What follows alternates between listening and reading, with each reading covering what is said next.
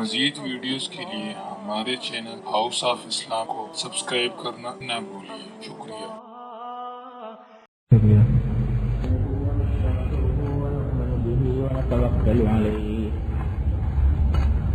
ونعوذ بالله من شرور أنفسنا ومن سيئات أعمالنا من يهده الله فلا مضل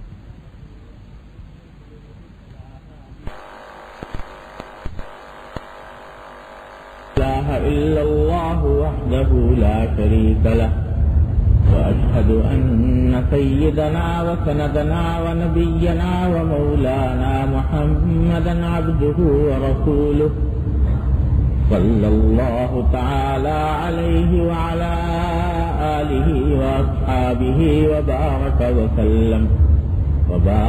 وسلم تسليما كثيرا. أما بعد،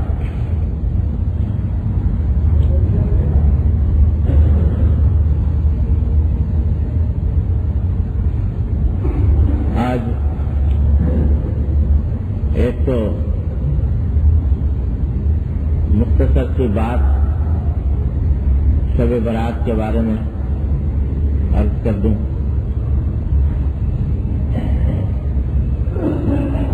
اگرچہ اس موضوع پر پہلے مفصل بیان ہو چکا ہے اور شاید ہر سال تقریباً ہوتا ہے، اس کا کتابی شکل میں بھی وہ شائع ہو گئی ہے.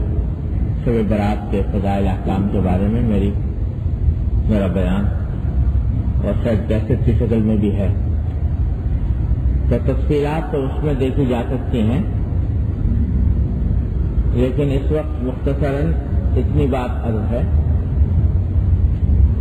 کہ یہ 15ویں شب شعبان کی، جسے شب برات کہا جاتا ہے، اللہ تبارک و تعالی نے اس کو کچھ خصوصی فضیلت عطا فرمائی ہے. اور یہ جو ہمارے زمانے میں کچھ لوگوں نے یہ کہا کہ شب برات کی فضیلت پر کوئی حدیث صحیح نہیں ہے، اس واسطے شب برات کی کوئی فضیلت نہیں، یہ بات درست نہیں. تقریباً 17 صحابہ کرام رضی اللہ تعالیٰ عنہ اجمعین سے شب برات کی فضیلت میں احادیث مروی ہے. اس واسطے اس کو بے اصل کہنا درست نہیں. حقیقت یہی ہے کہ اس رات میں اللہ تبارک و تعالیٰ کی خصوصی رحمتیں اپنے بندوں پر نازل ہوتی ہیں، لہذا اس رات میں جاگنے کا، عبادت کا، ذکر و تسبیح کا اہتمام یہ مشروع ہے اور درست، اور اس کو بے اصل کہنا صحیح نہیں. امت کا تعامل بھی اسی پر چلا آتا ہے، صحابہ و تابعین کے دور سے لے کر اور ہمارے آخری دور کے بزرگوں تک سب اس کا اہتمام کرتے رہے کہ شب برات میں زیادہ سے زیادہ عبادت کی جائے. البتہ یہ بات واضح ہے کہ جو چیزیں شیطان نے اپنی طرف سے گھڑ کے لوگوں کے دل میں ڈال دی ہیں ان راتوں کے بارے میں، جیسے آتش بازی اور خدا نے کیا کچھ خرافات، ان کی کوئی اصل نہیں. اسی طرح جو شب برات کے اندر حلوہ وغیرہ پکانا اور یہ کرنا وہ کرنا، اس کے بارے میں اس کی کوئی اصل نہیں، بنیاد نہیں. یہاں تک کہ لوگوں میں یہ بات ہو گئی ہے کہ جب تک شب برات کا حلوہ نہ پکے تو شب برات ہی نہیں آئی. تو یہ فضول بات ہے. بلکہ کہنے والوں نے یہاں تک کہا ہے کہ اصل میں یہ بات چلائی ہے شیعوں نے کہ حضرت معاویہ رضی اللہ تعالیٰ عنہ کی وفات اس دن ہوئی تھی، اس پر انہوں نے خوشی منانے کے لیے حلوہ وغیرہ پکانے کا سلسلہ شروع کیا اور اس طرح وہ لوگوں میں پھیلا دیا. تو اب یہ اہل سنت والجماعت کے لیے بڑی غیرت کی بات ہے کہ اگر یہ بات صحیح ہے تو حضرت معاویہ رضی اللہ تعالیٰ عنہ کی وفات کی خوشی میں انہوں نے یہ پکایا تھا، تو اس رسم کو جاری کرنا یہ بہت ہی بری بات ہے اور بڑی غیرت کی بات ہے، اعوذ باللہ. لہٰذا اس سے بھی اپنے آپ کو بچنا اور دوسروں کو بچانا چاہیے. البتہ جو کام کرنے کا ہے وہ یہ کہ رات میں جتنی توفیق ہو جاگ کر اللہ تبارک و تعالیٰ کی عبادت کرے عبادت کا بھی کوئی خاص طریقہ مقرر نہیں، بلکہ نفلیں پڑھے اور طویل نماز پڑھے، طویل رکوع، طویل سجدے، طویل قرات جتنی کر سکے آدمی، اور رکوع سجدے میں جو ذکر مسنون ہے سبحان ربی العظیم، سبحان ربی الاعلیٰ، اس کے علاوہ بھی جو دعائیں قرآن کی دعائیں یا حدیث کی دعائیں عربی والی یاد ہوں وہ بھی سجدے میں اور رکوع کے اندر پڑھی جا سکتی ہیں اور مانگی جا سکتی ہیں، اور جو وقت باقی ہو تو وہ تلاوت قرآن کریم میں، ذکر میں، تسبیح میں، اس میں خرچ کیا جائے۔ تسبیحات میں بھی سبحان اللہ والحمد للہ ولا الہ الا اللہ واللہ اکبر ولا حول ولا قوۃ الا باللہ العلی العظیم، جو تیسرا کلمہ ہے اس کی کثرت بڑی مفید ہے، اور دوسرے استغفار کہ زیادہ سے زیادہ مغفرت اللہ تعالیٰ سے مانگی جائے، کیونکہ ایک روایت میں یہ آتا ہے کہ اللہ تبارک و تعالیٰ اس رات میں اتنے انسانوں کی مغفرت فرماتے ہیں جتنے قبیلہ بنو کلب کی بکریوں کے جسم پر بال۔ قبیلہ بنو کلب بہت بڑا قبیلہ تھا، اس میں ہزارہ انسان تھے، ہر انسان کے پاس درجنوں بکریاں تھیں، اور بکریوں کے جسم پر، ایک ایک بکری کے جسم پر لاکھوں بال۔ تو اندازہ کر لیجئے کتنی اللہ تبارک و تعالیٰ اس رات میں مغفرت فرماتے ہیں۔ لہذا اس رات میں خاص طور پر مغفرت مانگنے کا، استغفار کا اہتمام کیا جائے، اور دوسری دعائیں اپنے لیے، اپنے گھر والوں کے لیے، اعزاء و احباب کے لیے، اپنے ملک اور قوم کے لیے، پورے عالم اسلام کے لیے جتنا ہو سکے دعائیں آدمی کریں۔ یہ ہے اس رات کا اصل طریقہ، اس رات کو گزارنے کا۔ اور بعض بزرگوں نے یہاں اتنی بات بھی فرما دی کہ اگر کسی شخص کو کسی مجبوری کی وجہ سے رات بھر جاگنے یا زیادہ عبادت کرنے کا موقع نہ ملے تو کم سے کم اس بات کا اہتمام کرے کہ اس رات میں مغرب، عشاء اور فجر یہ تینوں نمازیں باجماعت صف اول میں مسجد کے اندر ادا کرے، تو انشاءاللہ وہ بھی اس رات کی خیر سے محروم نہیں رہے گا۔ تو یہ ہے طریقہ۔ اگلے دن کا روزہ 15 شعبان کا، اس کے بارے میں کوئی ایک حدیث ہے وہ بھی بہت ضعیف ہے، لہذا اس رات کے، اس دن کے روزے کے بارے میں کوئی یہ خاص طور پر یہ سمجھ کر کہ 15 شعبان کے روزے میں کوئی خصوصی فضیلت ہے جیسے محرم اور عرفے کے روزے میں ہوتی ہے، یہ تو نہیں کرنا چاہیے۔ لیکن اگر کوئی شخص روزہ اس لحاظ سے رکھے کہ حضور اقدس صلی اللہ علیہ وسلم شعبان کے مہینے میں کثرت سے روزے رکھا کرتے تھے، تو اس دن موقع مل گیا رکھ لیا، تو اس رکھنے میں کوئی حرج بھی نہیں، لیکن اس کو خصوصی طور پر اس طرح خاص روزہ سمجھنا جیسے کہ محرم کے عاشورہ کا روزہ ہوتا ہے یا عرفے کے دن کا روزہ ہوتا ہے، اس نیت سے رکھنا درست ہے۔ یہ ہے خلاصہ شب برات کے احکام کا، جو تفصیل اس کی اس میرے رسالے کے اندر موجود ہے جو چھپ گیا ہے شب برات کے نام سے۔ اللہ تبارک و تعالیٰ کی رحمت سے اس رات سے صحیح فائدہ اٹھانے کی توفیق عطا فرمائے۔ اس کے انوار 2 حدیثیں میں نے آپ کے سامنے پڑھی تھی اور ان کی تھوڑی سی تشریح کی تھی، اس سلسلے میں تھوڑی سی باتیں باقی رہ گئی تھی، خیال ہوا کہ آج ان کی تکمیل کر لی جائے۔ ایک حدیث یہ تھی کہ حضور اقدس نبی کریم سرور دو عالم صلی اللہ علیہ وسلم نے ارشاد فرمایا کہ ایک مسلمان دوسرے مسلمان کا آئینہ، المؤمن مرآت المؤمن، ایک مسلمان دوسرے مسلمان کا آئینہ ہے، اور اس کی تشریح میں نے پچھلے جمعہ میں کی تھی، یعنی اگر کسی کو دوسرے کے اندر کوئی غلطی، کوئی عیب، کوئی نقص نظر آئے تو اس کو چاہیے کہ محبت سے، پیار سے، نرمی سے اس کو بدلا دے۔ اور دوسری حدیث یہ سنائی تھی آپ کو پچھلی مرتبہ کہ اگر کسی عالم سے کوئی غلطی ہو جائے تو اس غلطی میں اس کا اتباع تو کرو مت، اس کے پیچھے مت جاؤ، لیکن ساتھ ساتھ اس سے اس بنا پر قطع تعلق بھی نہ کرو بلکہ اس سے لوٹنے کا انتظار کرو۔ یہ اس کی تصریح بھی پچھلے جمعہ میں عرض کی تھی۔ اس میں کچھ باتیں دونوں حدیثوں کے متعلق رہ گئی تھی پچھلے جمعہ میں، تو آج وہ اختصار کے ساتھ عرض کرنی ہے۔ پہلی حدیث جو ہے کہ مومن کا آئینہ ہے، اور معنی اس کے کئی بتائے تھے کہ جس طرح آدمی آئینے کے سامنے کھڑا ہو جائے تو اس کو اپنے جسم پر لگے ہوئے داغ کا اندازہ ہو جاتا ہے، پتہ چل جاتا ہے کہ میرے اندر کھلا داغ لگا ہوا ہے۔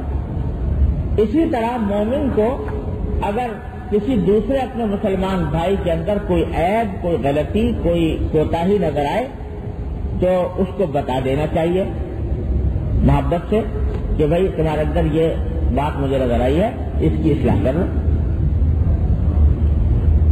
اس حکم کا تعلق ہے امر بالمعروف اور نہی عن المنکر۔ قرآن شریف بھرا ہوا ہے اس سے کہ اللہ کے نیک بندوں کا وصف بیان کرتے ہوئے اللہ جل جلالہ نے قرآن کریم میں فرمایا کہ ہر مومن کا فرض ہے کہ وہ دوسرے کو نیکی کا حکم دے اور برائی سے اس کو روکے۔ اس کو کہتے ہیں امر بالمعروف اور نہی عن المنکر۔ امر کے معنی ہے حکم دینا اور معروف کے معنی ہے نیکی۔ تو امر بالمعروف کے معنی ہوئے نیکی کا حکم دینا، اور منکر کے معنی ہے برائی۔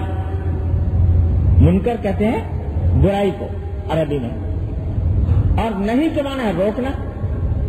تو نہی عن المنکر کے معنی ہوئے برائی سے روکنا۔ اور اس کے بارے میں یہ بات مشہور و معروف ہے، فقہاء کرام نے بھی فرمایا ہے کہ امر بالمعروف اور نہی عن المنکر یہ فرض عین ہے، یعنی ہر مسلمان کے ذمہ فرض ہے۔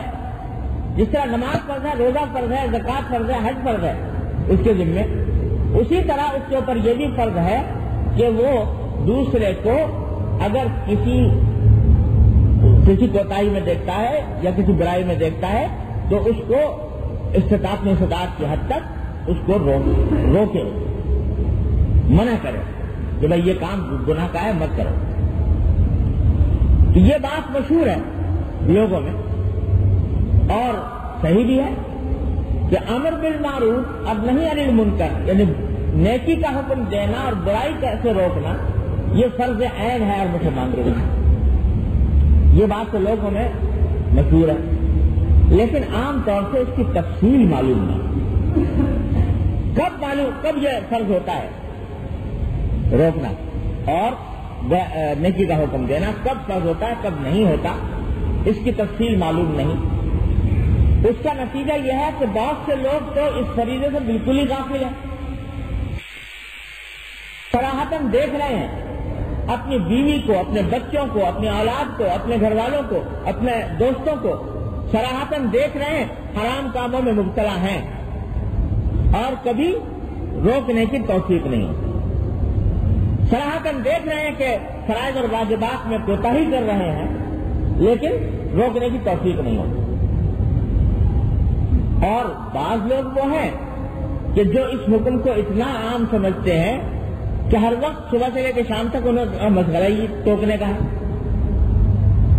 اس بات پہ ٹوک دیا، اس بات پہ ٹوک دیا، اس بات پہ نکیر کر دی، اس بات پر نکیر کر دی۔ تو افراط اور تفرید کا معاملہ چل رہا ہے۔ وجہ اس کی یہ ہے کہ اس حکم کا صحیح مطلب اور اس کی صحیح تفصیل معلوم نہیں، لہذا خیال ہوا کہ تھوڑی سی تفصیل اس کی عرض کر دوں۔ تو پہلی بات تو یہ سمجھ لیجیے کہ جتنے بھی نیکیاں ہیں وہ دو قسم کی ہیں۔ ایک وہ نیکی ہے جو فرض ہے یا واجب ہے کسی کے ذمہ، جیسے نماز، روزہ، زکوٰۃ، حج وغیرہ، یہ فرض ہے۔ اور ایک نیکی وہ ہے جو فرض تو نہیں لیکن سنت ہے یا مستحب ہے، مثلا مسواک کرنا ہے مثال کے طور پر، یا مسواک کرنا ہے، یا اور دوسری سنتیں ہیں حضور اقدس صلی اللہ علیہ وسلم کی، یا مستحب امور ہے۔ تو جو فرائض ہیں وہ اگر کوئی شخص چھوڑ رہا ہو تو وہاں پر امر بالمعروف فرض عین ہو جاتا ہے فرائض کے معنی. سنتوں اور مستحبات میں فرض نہیں. اس کی تفصیل میں آگے عرض کروں گا انشاءاللہ. اسی طرح گناہوں کے بھی دو قسمیں ہیں یا برائیوں کی بھی دو قسمیں ہیں. ایک برائی وہ ہے جو حرام ہے, گناہ ہے اور بالکل قطعی طور پر ممنوع ہے شریعت. وہاں اگر کوئی سے اس برائی کا ارتکاب کر رہا ہو وہاں نہیں علی منکر فرض ہوتا ہے. اور دوسری قسم برائی کی وہ ہے جو حرام تو نہیں, وہاں حرام نہیں, ممنوع نہیں, ناجائز نہیں, لیکن ایسی ہے کہ خلاف سنت ہے, خلاف اولا ہے, خلاف ادب ہے, تو وہاں پر امر نہی عن المنکر واجب نہیں ہوتا. اس کی تفصیل آگے کروں گا. تو پہلے تو یہ سمجھنا چاہیے کہ امر بالمعروف اور نہی عن المنکر جہاں فرض ہوتا ہے وہ ہے موقع یا تو فرائض واجبات کو شخص چھوڑ رہا ہو یا صریح گناہ اور حرام کام کا ارتکاب کر رہا ہو, تو اس وقت میں امر بالمعروف اور نہی عن المنکر کا فریضہ عائد ہوتا ہے. مثلاً کوئی شخص اعوذ باللہ ایسے کام کر رہا ہے جو شراب پی رہا ہے فرض کر, یا اللہ بچائے بدکاری کے اندر مبتلا ہے, غیبت کر رہا ہے, جھوٹ بول رہا ہے, یہ صریح گناہ حرام ہیں جن کے بارے میں کسی کا کوئی اختلاف نہیں. وہاں امر بالمعروف اور نہی عن المنکر فرض ہوتا ہے. وہاں پر اس کو بتانا اور روکنے کی کوشش کرنا یہ فرض ہے. لیکن روکنے کی کوشش کرنے میں بھی اور بتانے میں بھی تھوڑی تفصیل, وہ یہ کہ یہ اس وقت فرض ہوتا ہے جبکہ بتانے سے اس کے مان لینے کا احتمال ہو. کہ خیر ہم بتائیں تو شاید اس کے دل میں آ جائے, ہو سکتا ہے یہ برائی چھوڑ دے, احتمال ہو, اور ساتھ میں اس بتانے کے نتیجے میں اپنے آپ کو کوئی تکلیف پہنچنے کا اندیشہ نہ ہو. لیکن جہاں فرض کرو کہ ایک شخص ہے اور وہ ایک گناہ کا ارتکاب کر رہا ہے اور آپ کو یہ خیال ہے کہ اگر میں اس کو اس گناہ سے روکوں گا, یقین ہے اس بات کا کہ مانے وانے میں تو ہے نہیں, لیکن الٹا یہ مذاق اڑائے گا شریعت کے حکم کا اور شریعت کے حکم کی توہین کرے گا, تو ابھی تک تو وہ صرف گناہی میں مبتلا ہے. شریعت کی توہین کرنے کے نتیجے میں اندیشہ کہ کفر میں مبتلا نہ ہو جائے, کیونکہ کوئی گناہ کرنا تو ہے گناہ, لیکن شریعت کے کسی حکم کی توہین کرنا یہ صرف گناہ نہیں بلکہ انسان کو اللہ بچائے اسلام سے خارج کر دیتا ہے, کافر بنا دیتا ہے. تو اگر اس بات کا اندیشہ ہو, ظن غالب ہو, غالب گمان ہو کہ اس وقت میں اگر اس بات کو اس سے روکوں گا تو کیا ہوگا کہ یہ بجائے اس کے کہ ماننے کے بجائے الٹا یہ مذاق اڑائے گا اور توہین کرے گا شریعت کے حکم کی اور اس سے کفر میں مبتلا ہوگا. تو ایسی صورت میں امر بالمعروف اور نہی عن المنکر کا فریضہ ساقط ہو جاتا ہے. ایسے موقع پہ نہیں کرنا چاہیے, ایسے موقع پر نہیں بتانا چاہیے, اس واسطے کہ اگر بتاؤ گے تو اور الٹا گناہ سے نکل کے وہ کفر میں مبتلا نہ ہو جائے. اس واسطے اس میں رکنا ہی بہتر ہے. بس اپنے آپ کو اس سے الگ کر لو, اس گناہ کے کام سے اپنے آپ کو اس گناہ کے کام سے الگ کر کے اور اللہ اس کے لیے دعا کرو کہ یا اللہ یہ آپ کا بندہ ہے, ایک بیماری میں مبتلا ہے, اے اللہ آپ کے فضل و کرم سے اس بیماری سے اس کو نکال دیجئے. بس دعا کرنے پر اکتفا کرو, کہنے کی ضرورت نہیں. بعض لوگ ہوتے ہیں کہ جو عین ایسے موقع پر پہنچ جاتے ہیں, عین ایک شخص گناہ کے پورے ذوق شوق دائیے کے ساتھ گناہ کی طرف متوجہ ہے اور اس وقت میں بالکل کوئی امکان نہیں ہے, احتمال نہیں ہے اس کے ماننے سننے کا, اور اس صورت میں ایک شخص پہنچ گیا دعوت اور تبلیغ کے لیے یا امر بالمعروف کرنے کے لیے, یہ دیکھے بغیر کہ اس کا نتیجہ کیا ہوگا. تو اس سے نتیجہ یہ ہوتا ہے کہ اللہ بچائے بعض اوقات آدمی کفر میں مبتلا ہو جاتا ہے، یہ موقع ہے نہیں کہنے کا، اس وقت اپنے آپ کو اس سے الگ کر لو اور دعا کرو بس، ایسے موقع پر بات کہنا درست ہے۔ اگر دونوں احتمال برابر ہوں تو بس ہو سکتا ہے ہم کہیں گے وہ شاید سن لے اور ہو سکتا ہے نہ سنے،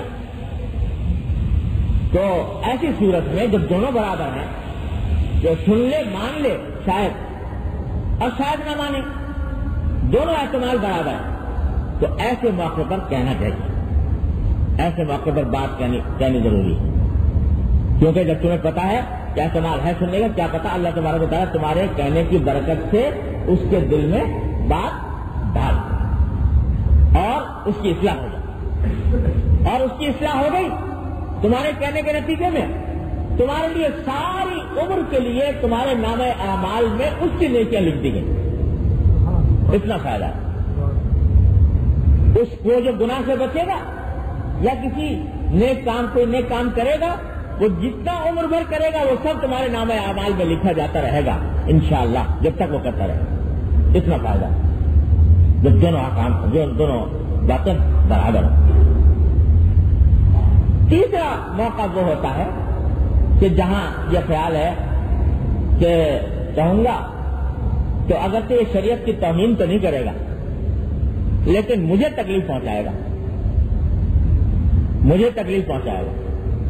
تو اس صورت میں اگر وہ تکلیف سخت ہے تو ایسی صورت میں اپنے آپ کو اس تکلیف سے بچانے کے لیے نہ کہنا جائز ہے، یعنی فرض نہیں، ایسی صورت میں امر بالمعروف و نہی عن المنکر، البتہ افضل ہے کہ آدمی یہ سوچے کہ چلو بھائی مجھے تکلیف پہنچے گی لیکن میں ایک حق بات ایک اللہ کے بندے کو پہنچا دوں اور حق بات اس کو کہہ دوں، چاہے مجھے کچھ تکلیف پہنچانے میرے پیچھے پڑ جائے، وہ تکلیف اگر قابل برداشت ہے تو اس کو برداشت کرے، افضل ہے کہ یہ تین باتیں یاد رکھنے کی ہیں۔ جہاں یہ اندیشہ ہو کہ دوسرا بات سننے اور ماننے کے بجائے شریعت کی توہین پر اتر آئے گا، وہاں پر امر بالمعروف و نہی عن المنکر کا موقع نہیں، وہ دعوت کا موقع نہیں، خاموش ہو جاؤ، اپنے کام میں لگو۔ جہاں دونوں احتمال برابر ہو وہاں پر بات کہنا ضروری ہے، جہاں تکلیف پہنچنے کا احتمال ہو فرض تو نہیں ہے لیکن افضل ہے کہ آدمی اس وقت بات کرے۔ یہ ہے خلاصہ امر بالمعروف و نہی عن المنکر کے حکم کا جو آدمی کو یاد رکھنا چاہیے۔ یہ تو ہے حکم۔ پھر بات کہنے میں ہمیشہ جیسے پہلے بھی کہا تھا نیت صحیح رکھو، یہ مت سمجھو کہ ہم مسلح ہیں اور بڑے ہیں اور ہم بڑے دیندار اور متقی ہیں، اور دوسرا جو ہے یہ فاسق و فاجر ہے، اور فاسق و فاجر ہونے کی وجہ سے ہم اس کی اصلاح کرنے کے لیے نکلے ہیں، ہم خدائی داروغہ ہیں، خدائی فوجدار ہیں۔ یہ نیت رکھ کے بات مت کرو، یہ نیت رکھ کے بات کرو گے تو اس سے فائدہ نہیں ہوگا اور اس سے تمہیں بھی فائدہ نہیں پہنچے گا، کیونکہ اس کے اندر تکبر پیدا ہو گیا، عجب آ گیا، اور اس کی وجہ سے یہ عمل جو ہے اللہ تبارک و تعالیٰ کے یہاں مقبول نہیں۔ طریقہ بھی صحیح رکھو کہ بات کہو پیار سے، محبت سے، خیرخواہی سے، جس سے اس کو دل شکنی کم سے کم ہو اور جس سے اس کی سبکی نہ ہو، بے عزتی نہ ہو لوگوں کے سامنے، ایسا طریقہ اختیار کرو۔ ایک جملہ یاد رکھنے کا ہے، حضرت شیخ الاسلام علامہ شبیر احمد صاحب عثمانی رحمۃ اللہ علیہ فرمایا کرتے تھے، اور میرے والد ماجد رضی اللہ تعالیٰ سے رہو وہ جملہ بار بار ہم لوگوں کو سنایا کرتے تھے۔ شاہد علامہ عثمانی رحمۃ اللہ علیہ نے فرمایا کہ حق بات حق نیت سے، حق طریقے سے جب بھی کہی جائے کبھی نقصان دہ نہیں ہوتی۔ حق بات حق نیت سے، حق طریقے سے، جب کبھی دیکھو کہ کوئی فتنہ پیدا ہوا، کوئی جھگڑا کھڑا ہو گیا حق بات کہنے کے نتیجے میں، یا کوئی فساد کھڑا ہو گیا یا نقصان پہنچ گیا، تو ان میں تین میں سے ایک بات ضرور ضرور تین میں سے کوئی ایک کمی ضرور ہوگی، یا تو بات حق نہیں تھی، ہم کا حق سمجھ لیا تھا، یا نیت حق نہیں تھی، بات تو حق تھی لیکن کہنے کا مقصد کسی کی اصلاح نہیں تھی، اپنی بڑائی جتانے تھی، کسی کی توہین کرنا تھا، کسی کو ذلیل کرنا تھا، کسی کے در پہ آزار ہونا تھا، یہ نیت تھی۔ جو نیت حق نہیں تھی اس سے بھی اثر ختم ہو جائے گا بات، اور بعض اوقات بات بھی حق، نیت بھی حق، لیکن طریقہ حق نہیں۔ ایسے طریقے سے کہہ دیا کہ لٹ مار دیا۔ کلمہ حق جو ہے نا، یہ کوئی لٹ نہیں ہے جو اٹھا کر مار دو کسی کے، یہ پتھر نہیں ہے جو پھینک کر مار دو کسی کے، یہ کلمہ حق ایک خیر خواہی کا، محبت کا، پیار کا کام ہے جو حق طریقے سے انجام پائے گا، نرمی سے، محبت سے، پیار سے، خیر خواہی۔ جب اس میں کمی ہو جاتی ہے تو پھر نقصان پہنچتا ہے۔ دیکھو میرے والد رحمۃ اللہ فرماتے تھے کہ اللہ تبارک و تعالیٰ نے حضرت موسیٰ اور حضرت ہارون علیہ السلام کو بھیجا اصلاح کے لیے، کس کی؟ فرعون۔ اور فرعون کون؟ خدائی کا دعوے دار جو کہہ رہا انا ربکم الاعلی، میں ہوں تمہارا پروردگار۔ یعنی کافر بھی ایسا کافر، بدترین کافر جو اپنے آپ کو خدا کہہ رہا ہے، خدائی کا دعویٰ کر رہا ہے، اس کے پاس بھیجا کس کو؟ موسیٰ اور فرعون، حضرت موسیٰ اور ہارون علیہ السلام۔ تو جاتے وقت جو ہدایت نامہ دیا کہ جب تم وہاں جاؤ گے تو کیا کرو، سورہ طٰہٰ میں ہے، فرمایا فَقُولَا لَهُ قَوْلًا لَيِّنًا، اس فرعون سے جا کر نرم بات کہنا، نرمی سے بات کرنا۔ تو میرے والد ماجد فرمایا کرتے تھے کہ آج تم موسیٰ علیہ السلام سے بڑھ کر مصلح نہیں ہو سکتے، اور تمہارا مقابل فرعون سے بڑا گمراہ نہیں ہو سکتا، فرعون سے بڑا گمراہ نہیں ہو سکتا کوئی، کتنا ہی فاسق ہو، فاجر ہو، کافر ہو، مشرک ہو، فرعون سے بڑا گمراہ نہیں ہوگا۔ اس واسطے فرعون خدائی کا دعوے دار ہے۔ اس کے پاس موسیٰ علیہ السلام جیسے مصلح کو بھیجا جا رہا ہے، تو اس وقت بھی یہ تاکید ہے کہ نرمی سے بات کرو۔ تو یہ بات کہ نرمی سے اس وقت جب کہی جا رہی ہے، تو ہر جگہ ہمارے آپ کے لیے جب بھی کوئی بات کہنی ہو تو نرمی، اس کے لیے ہمارے لیے یہ پیغمبرانہ طریقہ کار مقرر فرما دیا اللہ تبارک و تعالیٰ نے قیامت۔ میں روز دیکھتا ہوں مسجدوں میں، اول تو کسی کو دوسرے کا خیال ہی نہیں ہوتا کہ دوسرا کیا کر رہا ہے، صحیح کر رہا ہے یا غلط کر رہا ہے، لیکن اگر کبھی کسی کو خیال آ گیا کہ بھائی فلاں آدمی غلط کر رہا ہے، وہی برسر عام ڈانٹ کر اس کو کہہ دیں یہ کیا غلط ہے، تو یہ اس کو برسر عام ذلیل کر دیا، برسر عام رسوا کر دیا، برسر عام اس کے ساتھ ڈانٹ گدر کا برتاؤ کیا، یہ پیغمبرانہ طریقہ کار کے خلاف۔ آپ کو ایک واقعہ سنا، حضرت حضور نبی کریم سرور عالم صلی اللہ علیہ وسلم مسجد نبوی میں تشریف فرما، مسجد نبوی، صحابہ کرام بھی آس پاس بیٹھے ہوئے ہیں۔ اتنے میں ایک دیہاتی آدمی آیا،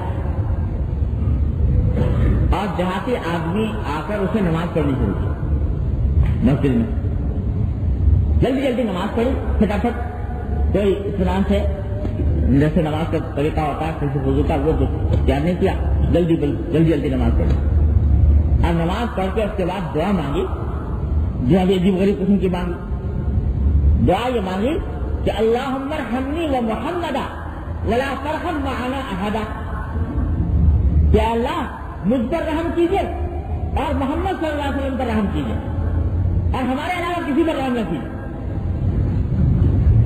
یہ دعا مانگی، بس دعا مانگی، رحم کیجیے اور کسی پر نہ کیجیے۔ حضور حضرت صلی اللہ علیہ وسلم نے سنا تو بہت وسیع ہے، تم نے تنگ کر کے دو آدمیوں پر محدود کر دیا کہ اللہ بس دو ہی پر رحم کیجیے اور کسی پہ نہ کیجیے۔ خیر چلو یہ تو ہوا ہی تھا، ابھی تھوڑی دیر گزری تھی کہ وہیں مسجد کے صحن میں اس نے بیٹھ کے پیشاب کر دیا مسجد میں۔ حضور حضرت صلی اللہ علیہ وسلم تشریف فرما ہے، صحابہ کرام بیٹھے ہوئے ہیں، سب بیٹھے ہیں اور پیشاب کر دیا۔ اب اندازہ لگاؤ مسجد کے اندر پیشاب کر دینا کتنی بےہودہ حرکت ہے. لیکن صحابہ کرام نے دیکھا کہ پیشاب کر رہا ہے تو صحابہ کرام دوڑے مسجد کا. اس سے زیادہ بے حرمت کیا ہوگی؟ دوڑے اسی طرح اور دوڑ کر اس کو کچھ ڈانٹنے کے انداز میں آپ نے صحابہ کرام ڈانٹنے کا انداز اختیار کیا. تو آپ نے فرمایا کہ لا تظلموا،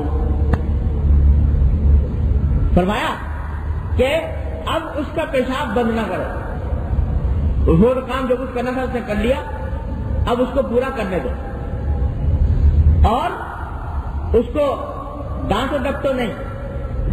اور فرمایا انما بعثتم میسرین ولم تبعثوا معسرین او کما قال صلی اللہ علیہ وسلم، کہ تمہیں لوگوں کے لیے خیر خواہی کرنے والا، آسانی پیدا کرنے والا بنا کر بھیجا گیا ہے، دشواری پیدا کرنے والا بنا کر نہیں بھیجا.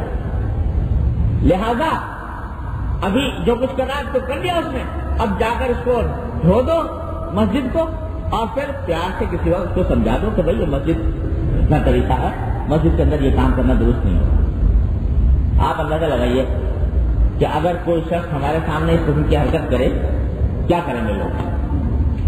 کچھ بڑی نہیں کہ ٹک کا بوٹھی کر ڈالیں. لیکن حضور اکرم صلی اللہ علیہ وسلم نے دیکھا کہ دیہاتی آدمی ہے بیچارہ، انجان ہے، اس کو پتہ نہیں ہے، نہ واقفیت لا علمی کی وجہ سے اس نے یہ حرکت کر دی ہے. تو اب یہ ڈانٹنے کا موقع نہیں، سمجھانے کا ہے. اور ساتھ فرما دیا کہ نرمی سے اس کو سمجھا دیا.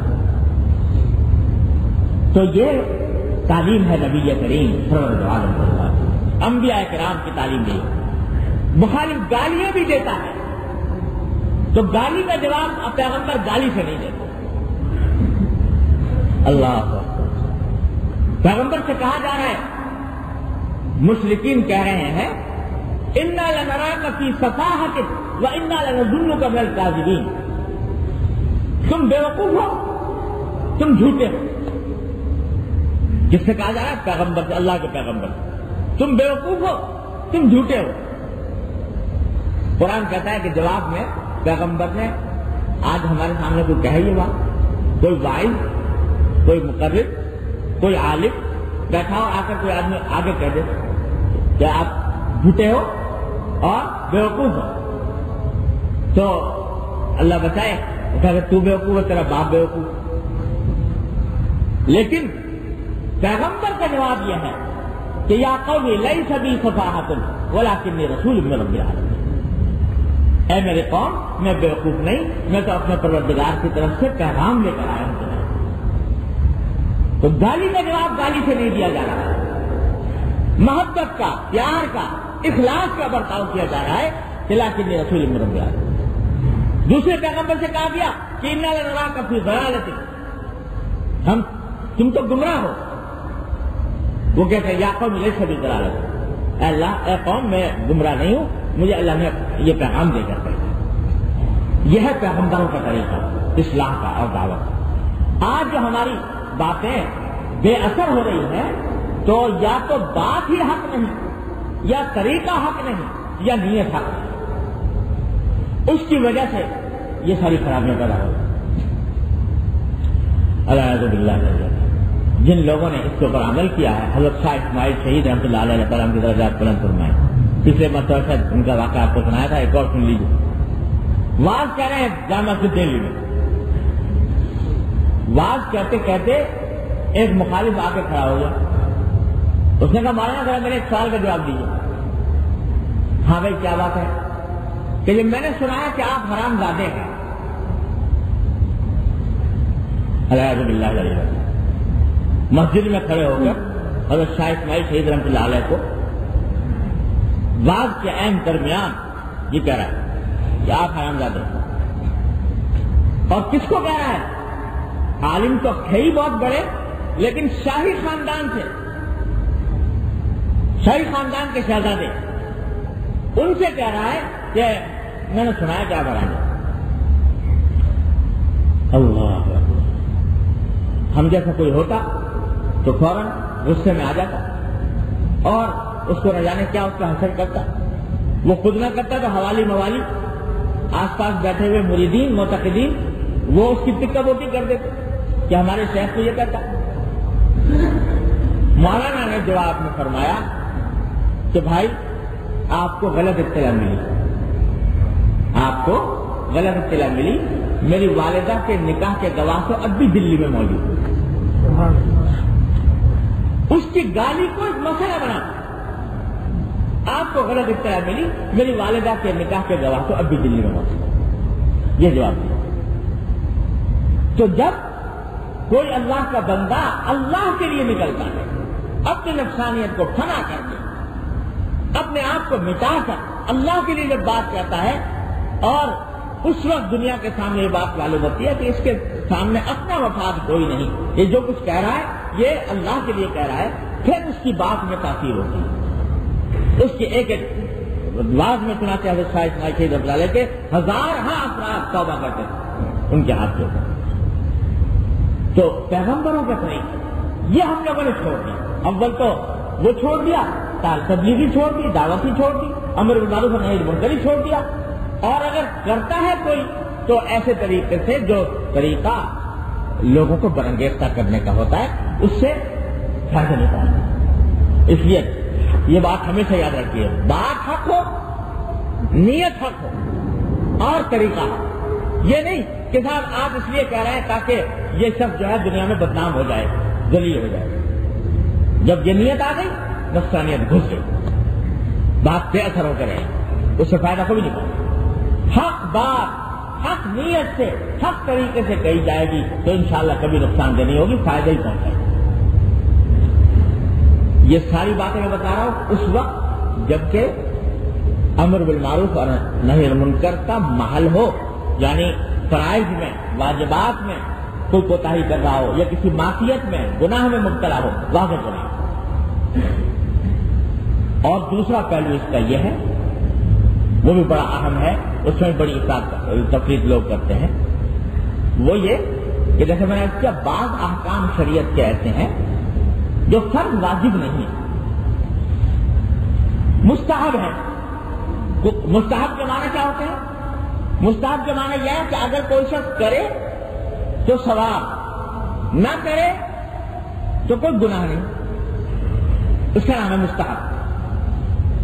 مستحب کام کے معنی کیا ہے کہ کرنا ثواب ہے، نہ کرے تو کوئی گناہ نہیں، اس کو مستحب کہتے ہیں، مستحب کام یا آداب ہے شریعت کے بعد جو علماء کرام نے بتایا۔ ان مستحبات کا معاملہ یہ ہے کہ لوگوں کو اس کی تعلیم تو دی جا سکتی ہے، بتایا جا سکتا ہے کہ بھائی یہ امر مستحب ہے، بہتر ہے اس طرح کر لو تو اچھی بات ہے، لیکن اس کے اوپر نکیر نہیں، یعنی اگر کوئی شخص نہیں کر رہا تو آپ کو اس کو مطعون کرنے کا یا ملامت کرنے کا کوئی جواب نہیں، تم نے یہ کام کیوں نہیں کیا، الا یہ کہ کوئی آدمی آپ کے زیر تربیت ہو، آپ کا شاگرد ہے، آپ کا بیٹا ہے جس کی تربیت آپ کر رہے ہیں، آپ کا مرید ہے، تو بے شک آپ اس کو تربیت کرنے میں بتائیں کہ بھائی تم نے مستحب کو وقت میں چھوڑ دیا، کرنا چاہیے۔ لیکن ایک عام آدمی ایک مستحب کام نہیں کر رہا، فرض کرو، آپ کو اس کے اوپر اعتراض کرنے کا کوئی حق نہیں، یہ بات یاد رکھو۔ اس میں بھی بڑی زیادتیاں ہوتی ہیں کہ بعض لوگ مستحبات کو واجبات کا درجہ دے کر آپ لوگوں پر اعتراض شروع کر دیتے، یہ کام کیوں چھوڑا دو؟ ارے بھائی اللہ نے تو پوچھے گا نہیں آخرت میں، مستحب کا کیا مانا کہ آخرت میں یہ مواخذہ نہیں ہوگا کہ فلاں مستحب کام تم نے کیوں نہیں کیا تھا، اللہ تعالیٰ تو پوچھے گا نہیں، فرشتے پوچھیں گے نہیں، تم خدائی فوجدار بن کر یہ کہتے ہو کہ صاحب یہ مستحب کام کیوں چھوڑ دیا تم نے، یہ بات کسی طرح بھی درست نہیں۔ اب تو جو زیر تربیت افراد ہیں ان کو بھائی بتا دو کہ بھائی یہ مستحب ہے، ترغیب بھی دو، اس کی ترغیب دو کہ بھائی اس کام کو کرنا چاہیے، اس کی ناقدری نہ کرو مستحب کام کی۔ لیکن ایک شخص نے مستحب کام چھوڑ دیا تو اس چھوڑنے کے اوپر کوئی ملامت، کوئی اعتراض، کوئی طعنہ، کوئی تشنیع جائز نہیں۔ مثال دیتا ہوں آپ کو، فرض کرو کہ یہ بات مستحب ہے کہ جب آدمی اذان سنے تو اذان کے بعد کی دعا پڑھے، اللہم رب هذه الدعوة التامة والصلاة القائمة آتی محمد الوسیلہ. ہر مسلمان کو ضرور پڑھنی چاہیے. ترغیب ہے حضور اقدس صلی اللہ علیہ وسلم کی طرف سے کہ ہر اذان کے بعد، اور بڑی برکت کی دعا ہے. تو اپنے بچوں کو سکھاؤ، اپنے گھر والوں کو تعلیم دو کہ یہ دعا پڑھنی ہے، اور اپنے جو زیر تربیت افراد ہیں ان کو ترغیب دو کہ یہ پڑھنی چاہیے. دوسرے مسلمانوں کو بھی ترغیب دینی چاہیے کہ میں پڑھو. لیکن اگر آپ نے نہیں پڑھی کسی وقت، آپ اس کے اوپر اعتراض کریں کہ صاحب اس شخص نے تو فلاں وقت اذان کے بعد دعا نہیں پڑھی تھی، اور اس پر مواخذہ شروع کرتے ہیں اس بات کی وجہ سے، نکیر شروع کرتے ہیں، یہ درست، یہ جائز. ہمیشہ نکیر اس عمل پر ہوگی جو گناہ ہے، جو معصیت ہے. مستحب کے ترک پر کوئی نکیر نہیں. اور بعض مرتبہ لوگ اس میں حد سے زیادہ ہوتے ہیں، بعض اس سے بھی آگے بڑھ جائیے. بعض اعمال ایسے ہیں جو مستحب بھی نہیں ہیں، یعنی شرعی اعتبار سے مستحب نہیں ہے. کہیں تو قرآن حدیث میں ان کو مستحب نہیں کہا گیا، لیکن بعض علماء نے آداب بتائے ہیں کچھ کاموں کے. مثال کے طور پر یہ علماء نے ادب بتایا ہے. بعض علماء نے لکھ دیا کہ حدیث میں نہیں آیا، قرآن میں نہیں آیا، حدیث میں نہیں آیا. علماء نے ادب بتایا کہ جب کھانا کھاؤ تو بہتر یہ ہے کہ کھانا کھانے کے لیے جو ہاتھ دھوتے ہو نا، ہاتھ دھونے کے بعد پوچھے نہ جائیں تولیے سے. یہ ادب بتایا. یہ ادب بتایا کہ بھائی کھانے کا ادب یہ ہے کہ پہلے خود پہنچ جاؤ، کھانا بعد میں آئے. یہ بات کہ کھانا پہلے لگا دیا گیا اور پھر جا کر بیٹھے کھانے کے لیے، یہ کھانے کے ادب کے خلاف ہے. کھانے کا ادب یہ ہے، کھانا اللہ تعالیٰ کی نعمت ہے، اس کا رزق ہے. یہ اس کا ادب یہ ہے کہ پہلے آدمی خود بیٹھ جائے، اس کے بعد کھانا لایا جائے. یہ بعض علماء کرام نے ادب لکھا ہے یہ کھانے کا. قرآن و حدیث میں کہیں نہیں ہے، قرآن و حدیث میں کہیں اس کا حکم نہیں ہے، نہ یہ بات اس طرح کہیں ثابت ہے. لیکن علماء کرام نے ادب بتایا ہے. ایک ادب، اس کو مستحب کہنا بھی مشکل ہے، یہ محض ادب. اب ایک آدمی جو ہے وہ اس ادب کا اس نے خیال نہیں رکھا. کھانا کھا کر ہاتھ دھو کر اس نے ہاتھ پہنچ لیے، کھانے پر پہلے نہیں بیٹھا، کھانا پہلے لگا دیا گیا، بعد میں جا کر بیٹھا. اس پر اعتراض درست ہے، اس کے اوپر نکیر درست ہے. اس کے اوپر یہ کہنا کہ اس نے شریعت کے خلاف کام کیا یا سنت کے خلاف کام کیا، یہ بات درست نہیں، کیونکہ یہ چیز نہ سنت ہے نہ شرعی طور پر مستحب ہے. یہ محض ایک ادب ہے جو بعض علماء کرام نے اپنے ذوق کے مطابق بیان کیا. تو ٹھیک ہے، بڑی اچھی بات ہے، جس کو اس ذوق کے مطابق عمل کرے، اچھی بات. کوئی نہیں کر رہا تو اس کے اوپر اعتراض یا اس کے اوپر نکیر یا اس کے اوپر یہ کہنا کہ صاحب یہ جو ہے شریعت کے خلاف کام کر رہا ہے، سنت کے خلاف کر رہا ہے، یہ بات درست نہیں. ان معاملات کے اندر بڑی افراد و تفریح ہمارے معاشرے کے اندر پائی جاتی ہے. چھوٹی باتیں ہیں اور ان کے اوپر بڑی نکیر. اسی طرح بے شک سنت یہ ہے کہ آدمی زمین پر بیٹھ کر کھائے کھانا، زمین پر بیٹھ کر کھانا کھائے، یہ سنت ہے. حضور اکرم صلی اللہ علیہ وسلم کا معمول عام یہی تھا کہ زمین پر بیٹھ کر کھاتے تھے. اور جتنا ہم سنت سے قریب ہوں گے اتنا ہی نور ہوگا، اتنی ہی برکت ہوگی، اتنے ہی انشاءاللہ تبارک و تعالیٰ سنت کے اتباع کے فوائد حاصل ہوں گے. یہ ہے. لیکن اوپر بیٹھ کر کھانے کی کہیں حضور اکرم صلی اللہ علیہ وسلم نے ممانعت نہیں فرمائی کہ اوپر بیٹھ کر کھانے کی ممانعت فرما دیں کہ بھائی اوپر بیٹھ کر کرسی پر مت کھایا کرو. ایسی کوئی حدیث موجود نہیں، ایسا کوئی ارشاد نبی کریم صلی اللہ علیہ وسلم کا موجود نہیں. لہذا کرسی پر بیٹھ کر کھانا بھی جائز ہے. بے شک نیچے بیٹھ کر کھانا افضل ہے، اولا ہے، سنت سے زیادہ قریب ہے. سنت کے انوار و برکات اس کے اندر جتنے ہیں وہ اوپر بیٹھ کر کھانے میں نہیں ہے. اور اس کی وجہ سے حتی الامکان مسلمانوں کو اسی بات کا اہتمام کرنا چاہیے کہ نیچے بیٹھ کر کھائیں. لیکن ایک آدمی اس نے یہ اہتمام نہیں کیا, کرسی پہ بیٹھ کر کھا رہا ہے. اس کے اوپر اعتراض, اس کے اوپر طعن و تشنیع, اس پر ملامت, اس کو یہ کہنا کہ یہ تارک سنت ہے, اس کو یہ کہنا کہ یہ گناہ کا مرتکب ہے, یہ بات درست,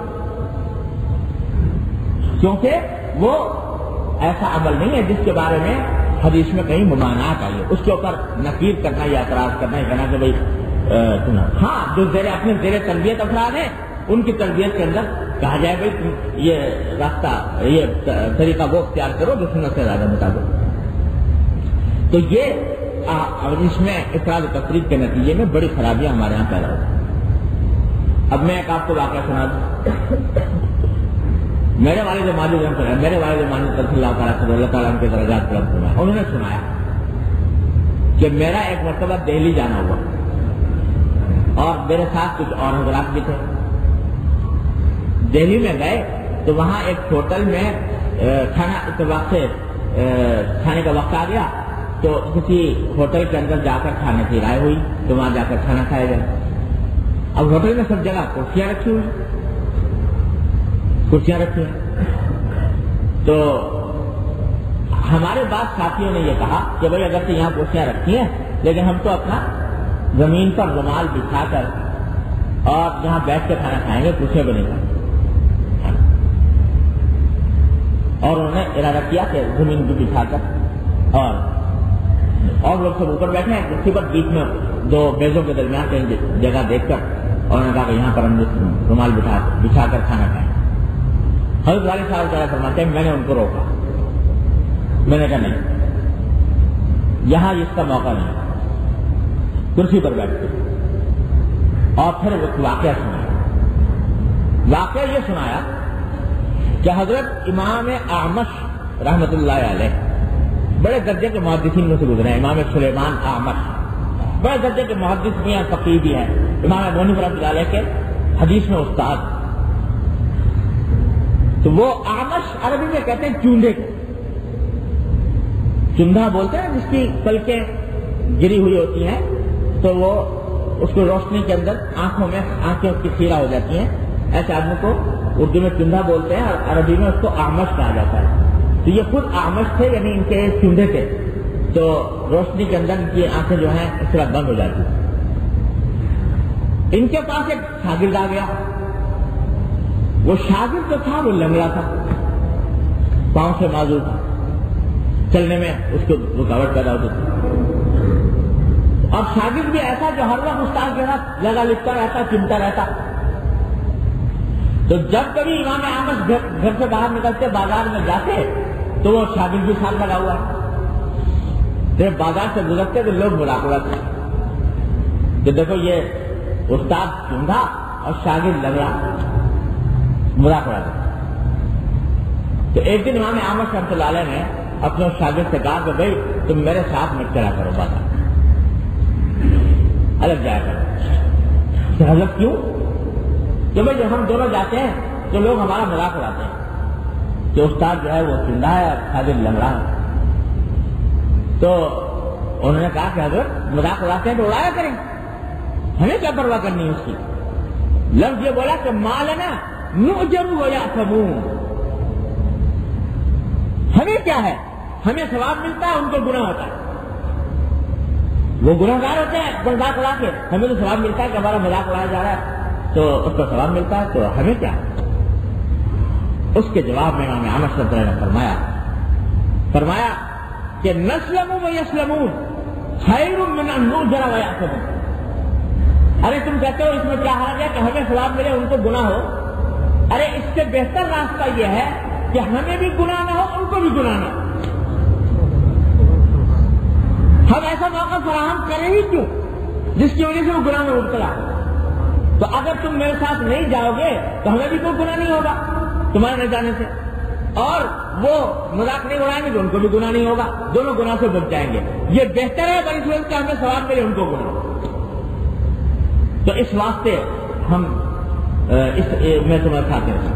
بہت والد صاحب فرماتے ہیں کہ میں نے اس وقت اپنے ساتھیوں سے یہ کہا کہ اس وقت اگر نیچے بٹھا کر کرو گے تو نتیجہ کیا ہوگا؟ لوگ مذاق اڑائیں، اور مذاق اڑایا کریں، ہمارا مذاق اڑانے جو ہمیں اس کی پرواہ نہیں ہے، لیکن اس مذاق اڑانے کے نتیجے میں کیا ہوں گے؟ گناہگار ہوں گے، اور کچھ بعید نہیں کہ اس کے سنت ہونے کی وجہ سے کفر مبتلا نہ ہو۔ اس واسطے اس کو بہتر کرنا، یہ اس جگہ جہاں ترک کرنے کی گنجائش ہو، جواز، جہاں نہیں ہے جواز تو ظاہر کسی کے مذاق اڑانے کی وجہ سے کوئی ناجائز کام تو نہیں کیا جا سکتا، حرام کام تو نہیں کیا جا سکتا، لیکن یہ میں بات کر رہا ہوں مستحبات کی اور آداب کی کہ ان کے اندر اس بات کا لحاظ رکھنا خاص طور پر ضروری ہے۔ یہ بات جو ہے، یہ ساری بات ہے کس موقع پر کیا طرز عمل اختیار کیا جائے، کس موقع پر آدمی سختی کرے، کس موقع پر لچک دکھا دے، کس موقع پر نرمی کرے، یہ بات بغیر صحبت کے حاصل نہیں ہوتی۔ یہ بات کتابیں پڑھنے سے نہیں آتی، جب تک کہ کسی اللہ والے کے ساتھ، متقی بزرگ کے ساتھ اور اس کے ساتھ رہ کر رگڑے نہ کھائے ہوں انسان نے، اس وقت تک یہ بات حاصل نہیں ہوتی۔ تو یہ ساری بات میں نے اس لیے آپ حضرات کے سامنے عرض کر دی آج کہ بات آئی تھی کہ ادھر مسلمانوں کو بتانا ضرور چاہیے، لیکن ان ساری باتوں کا لحاظ رکھنا ضروری ہے۔ کس موقع پر فرض ہے، کس موقع پر نہیں ہے، کس موقع پر کس درجے میں بات کرنی ہے اور کس طرح کرنی ہے، یہ بات اللہ تبارک و تعالیٰ کی رحمت سے اس کی صحیح فہم ہم لوگوں کو عطا فرما دے، اور اس کے نتیجے میں اللہ تبارک و تعالیٰ ہماری بھی اور ہمارے سب بہن بھائیوں کی بھی اصلاح فرما دے۔ وآخر دعوانا الحمدللہ رب العالمین۔ آئندہ مجھے جمعہ میں ایک سفر اگلے ہفتے درپیش ہے، تو اگلے جمعہ میں میری حاضری نہیں ہو سکے گی، اور اتفاق سے حضرت مولانا عبدالرؤوف صاحب بھی سفر پر اسی ہفتے جانے والے ہیں، لہٰذا وہ بھی تشریف لا سکیں گے، تو اس لیے اگلے ہفتے ناغا رہے گا، چھٹی رہے گی ایک ہفتے کے لیے۔ تو ایک جمعہ ہوگا اگلے جمعہ، چلو وہ تو ہے نہیں، انشاءاللہ اس سے اگلے جمعہ کو اللہ تعالیٰ زندگی عطا فرمائے تو انشاءاللہ آخرت میں ملاقات۔ اللہم صلی علی سیدنا مولانا محمد وعلی آل محمد کما صلیت علی ابراہیم وعلی آل ابراہیم۔ ربنا ظلمنا انفسنا وان لم تغفر لنا وترحمنا لنكونن من الخاسرین۔ ربنا آتنا فی الدنیا حسنۃ وفی الآخرۃ حسنۃ وقنا عذاب النار۔ یا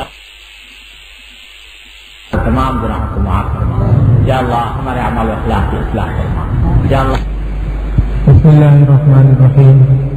السلام علیکم سامعین، یہ سیڈی آپ کی خدمت میں شعبہ دارالاشاعت کی جانب سے پیش کی جا رہی ہے۔ کیسٹ اور سی ڈی ملنے کا پتہ: دارالاشاعت، اردو بازار، کراچی، پاکستان۔ ای میل ishaq@digicom.net.pk۔ Phone number 030022814002۔ شکریہ۔